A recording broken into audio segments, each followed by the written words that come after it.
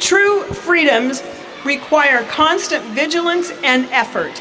It is not merely the absence of foreign rule, but the presence of good governance, respect for human rights, and equal opportunities for everyone.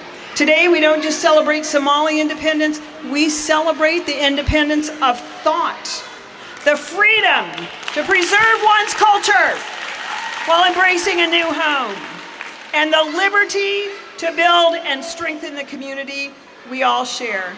May it inspire us to continue working hand in hand to learn from one another and to build a Rochester that truly represents the best of all of us. Thank you so much for having me tonight. Let's celebrate, and thank you for making our communities and state stronger.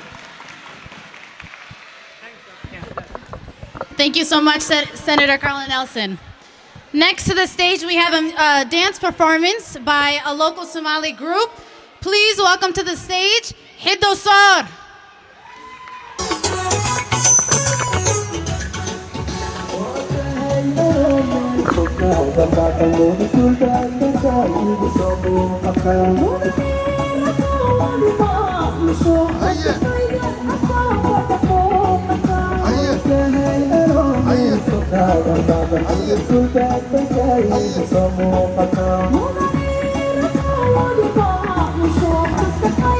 Yeah.